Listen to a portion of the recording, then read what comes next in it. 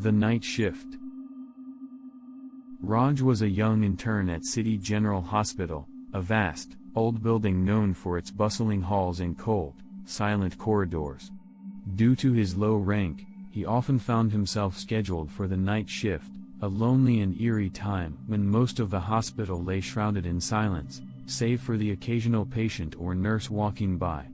Raj was used to the quiet, but there was something about the night shift that felt different.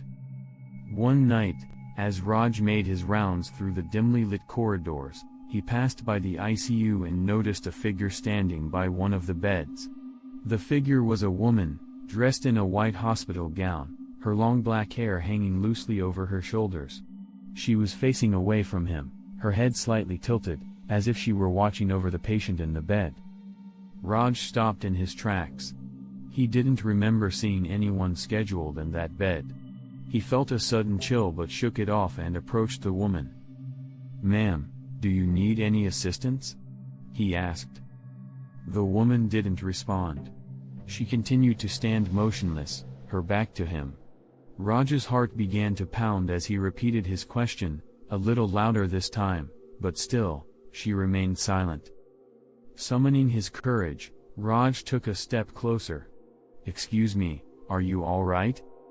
The woman finally turned, her movements slow and deliberate. As she faced him, Raj's heart nearly stopped. Her face was pale, her eyes hollow, with dark circles around them, as if she hadn't slept in years.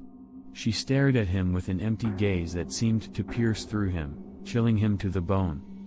I lost my way," she whispered, her voice barely audible. Raj forced a small smile, though he could feel the hair on the back of his neck standing up. "Okay, I can help you back to your room. Do you know which room you're in?" The woman only shook her head slowly, her eyes never leaving his. Then, without another word, she turned and walked down the hallway, her footsteps eerily silent on the cold, tiled floor. Raj watched her go, frozen in place, feeling a strange sense of dread.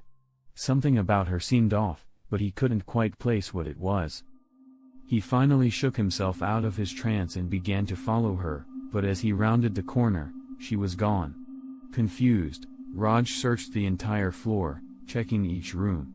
There was no trace of her. The next morning, Raj mentioned the strange encounter to one of the senior nurses, hoping she might know who the woman was. When he described her, the nurse's face went pale. "That's impossible," she whispered. "There was a woman like that. But she passed away several years ago. She was admitted to the ICU after a terrible accident. They say she used to roam the hallways at night, looking for her family who never came. Eventually, she died here, still waiting for them." Raj felt a cold chill run through him. "Are you saying I saw her ghost?" The nurse nodded slowly. "You're not the first. Some say she appears on quiet nights, always near the ICU. Others have tried to speak to her, but she never responds." Raj tried to convince himself it was just a rumor, a spooky tale the staff told new interns to scare them. But the following night, he found himself alone again on the night shift, his nerves on edge. He tried to focus on his work, telling himself he wouldn't see her again. But as he passed by the ICU that night, he felt a familiar chill in the air. He turned, and there she was, standing by the bed once more, her head tilted, watching. She turned to him slowly, her empty eyes meeting his once again. Raj felt rooted to the spot, unable to move or speak. And this time, she spoke, her voice echoing softly in the silent corridor. "I'm still waiting. For them."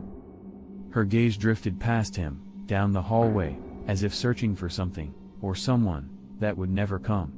And then, just as suddenly as she had appeared, she was gone. Raj never took the night shift again after that.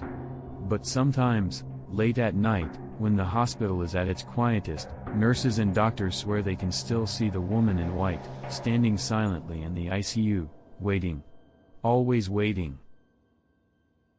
Would you dare to walk alone in the hospital during the night shift?